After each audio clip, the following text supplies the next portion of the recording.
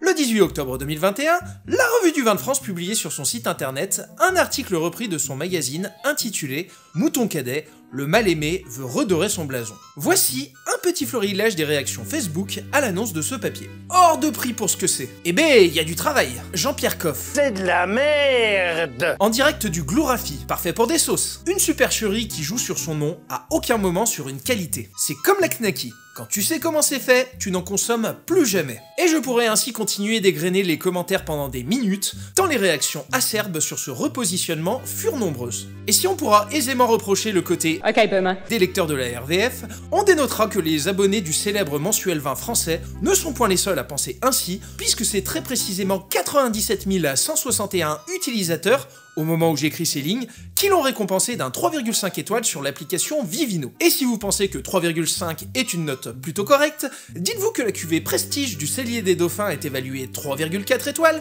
les Vieux Papes 3,3 étoiles, et cette bonne vieille villageoise 3,2 étoiles. Comment le vin de Bordeaux le plus vendu au monde et qui fut à son époque un véritable coup de génie marketing, en est-il arrivé à devoir lancer une grosse campagne médiatique afin d'essayer de retrouver ses lettres de noblesse auprès du consommateur? C'est ce que nous allons tenter de voir dans ce troisième épisode de Vinberbe que j'ai désiré initialement intituler Mouton Cadet Red Wine Redemption, mais comme je n'étais pas sûr que tout le monde aurait la ref, notamment ma mère, qui lit d'ailleurs tous vos commentaires, sachez-le, donc soyez sympa avec son petit dernier, j'ai décidé de le nommer sobrement Mouton Cadet, l'heure de la rédemption. Le pinard, c'est de la vinasse, ça réchauffe là où je ça passe. Alors, je me souviendrai toujours du SMS d'un ami peu connaisseur en vin qui m'avait un jour envoyé une photo de 6 bouteilles de Mouton Cadet, cuvée réserve 2008, où il me demandait sans grande conviction « Je n'y connais rien, tu crois que ça vaut quelque chose ?» Hélas pour lui, je dus lui révéler le poteau rose, c'est qui ne cotait guère sur le marché. Pourtant, je pense que dans l'esprit de nombre de consommateurs, la marque Mouton Cadet est associée à une certaine vision du luxe viticole à la bordelaise. Là n'est que la partie visible de l'iceberg du coup de génie marketing que fut Mouton Cadet. Mais pour mieux dérouler mon argumentation, je vais être obligé de revoir avec vous quelques bases. Honnêtement, rien de bien sorcier, hein, mais si vous ne maîtrisez pas celle-ci, vous allez passer totalement à côté de mon propos. Donc, je ne sais pas si vous le savez, mais en France, on produit pas mal de vin. Ça va? Vous suivez jusque-là? On en produit même tellement et de bonne facture qu'on a décidé en 1935 de mettre en place un système d'appellation. Une appellation étant, pour faire ultra simple, un territoire géographique délimité où s'applique un savoir-faire historique. Et la vie étant plutôt bien faite, le vignoble dont on va parler aujourd'hui, le Bordelais, n'est ni plus ni moins que la plus grande région française productrice de vin en AOC. D'ailleurs, des AOC bordelaises, je pense que, normalement, vous en connaissez quelques-unes. En effet, même si vous n'êtes pas un esthète du vin, des noms tels que Sauternes, Saint-Émilion, Pomerol ou encore Pessac à Léognan devraient vous parler. Sauf que, vous vous en doutez, mais du vin à Bordeaux, on n'en produit pas que depuis 1935, et que, bien avant que ne soit fixé le cadre législatif des AOC,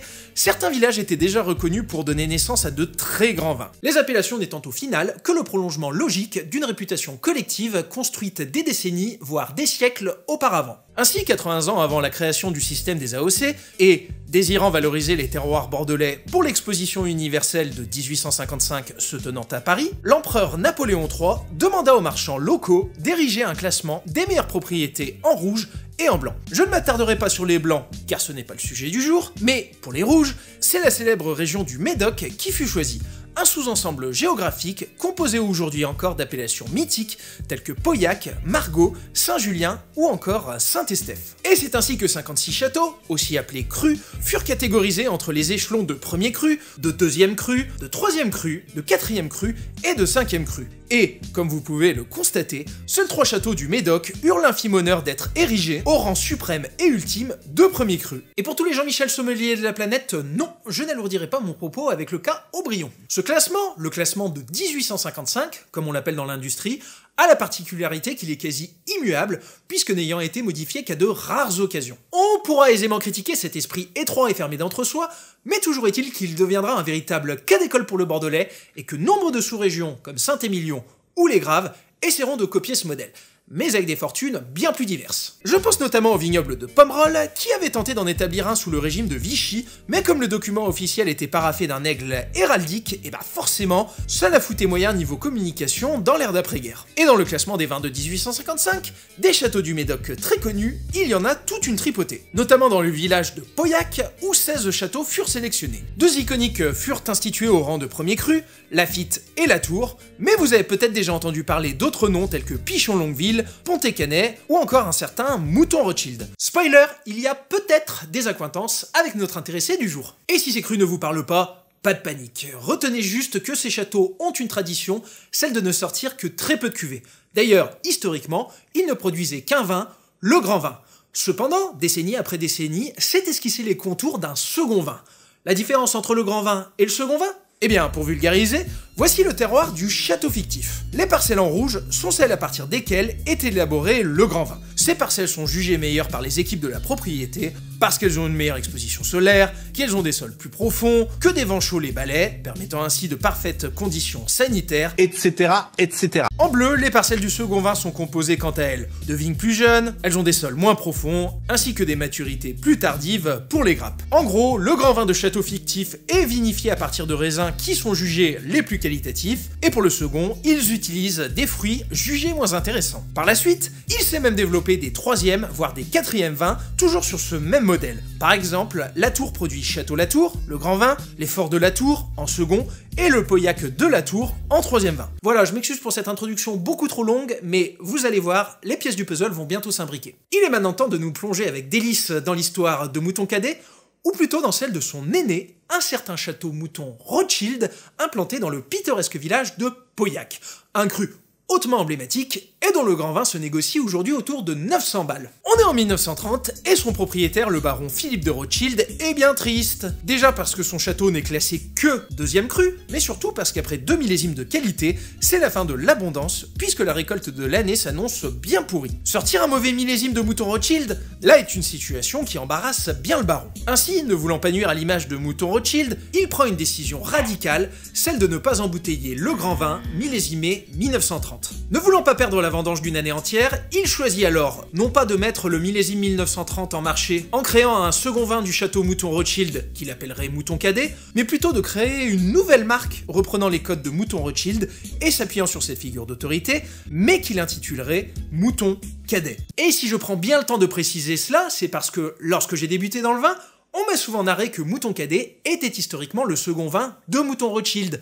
Or, c'est faux. Mouton Rothschild n'a sorti un second vin qu'à partir de 1993, le Petit Mouton, mais avant, il ne produisait qu'un seul vin, le grand vin, né sur le terroir de Pauillac. Preuve en est d'ailleurs avec la toute première étiquette de Mouton Cadet millésimée 1930, qui mentionne Bordeaux, Médoc, mais jamais Pauillac. Pourtant, le tout premier Mouton Cadet était vinifié en grande partie à partir des raisins de Mouton Rothschild. Alors, certes, avec des grappes de moindre qualité, car l'année était compliquée, mais le fait est que les consommateurs de l'époque, principalement la restauration parisienne, ont pu se payer un vin très proche du niveau d'un Pauillac de chez Mouton Rothschild, mais embouteillé sous une autre étiquette et proposé à un tarif bien inférieur. Tu m'étonnes que c'est cartonné, parce que même sur un mauvais millésime, si derrière il y a un grand terroir et un savoir-faire, et bah ça clique. Cela a même tellement bien marché que l'année suivante, bien que la récolte fut meilleure et que le grand vin de Mouton Rothschild millésimé 1931 fut bien mis en marché, le baron va continuer de se servir d'une partie de la vendange pour donner naissance à Mouton Cadet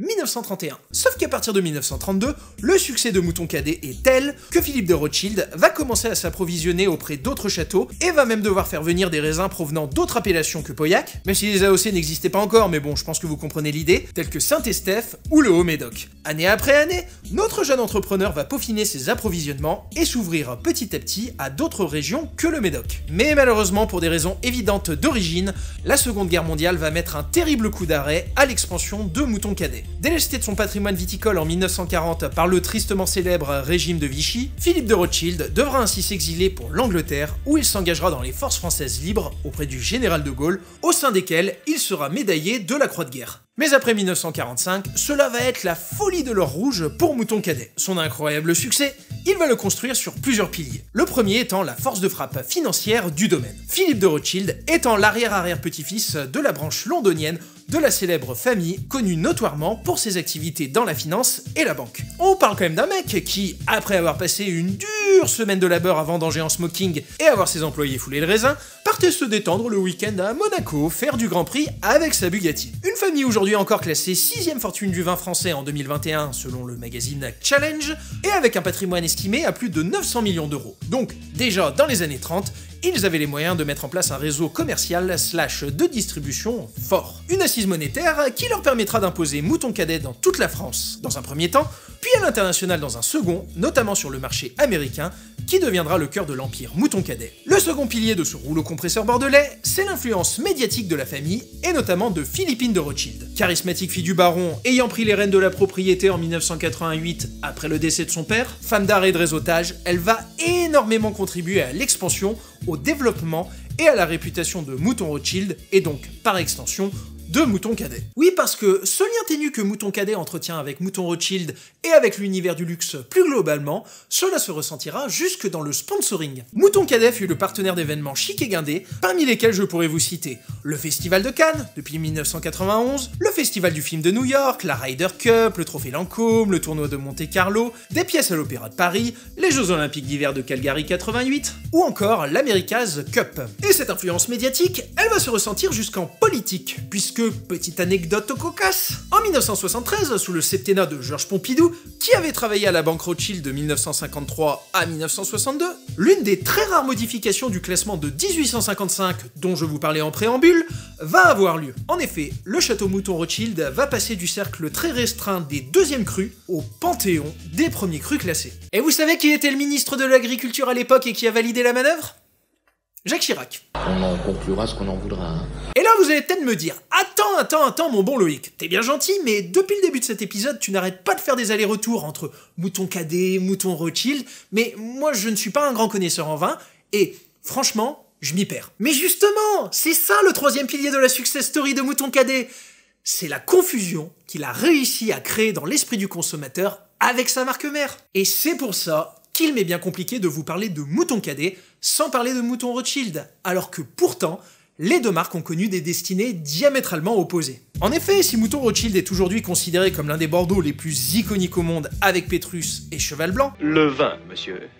Mouton Rothschild 55. Pour Mouton Cadet, eh bien, ce fut tout l'inverse. Fort de son succès mondial et parce qu'il fallait bien payer l'essence de la Bugatti ma bonne dame, Mouton Cadet va passer d'un Bordeaux solide, dont les approvisionnements venaient principalement de la région du Médoc, à une espèce d'immense foire à la saucisse. Au plus fort de ses ventes, le groupe Baron de Rothschild écoulera jusqu'à 16 millions de bouteilles à l'année, et, aujourd'hui encore, Mouton Cadet, c'est 1520 hectares de cultivés, soit environ un septième de la superficie du Paris intramuros, 250 vignerons partenaires et plus de 130 pays d'export. Rien que leur chai de vinification s'étend sur 17 hectares, soit l'équivalent tout de même de 25 terrains de football. Or, la cote des vins du Médoc ne faisant que grimper, afin de maintenir ses marges, Mouton Cadet a dû s'approvisionner dans des régions jugées moins intéressantes par les négociants, comme les côtes de Bourg et l'Entre-deux-Mers. Mais tout en continuant de cultiver sa proximité avec Mouton Rothschild en termes d'image. Et cela se ressent d'ailleurs jusque dans sa charte graphique. Si on prend la cuvée classique, qui est la plus emblématique de la gamme et que vous avez forcément vue en supermarché, on retrouve une partie du nom, Mouton, le logo de l'animal,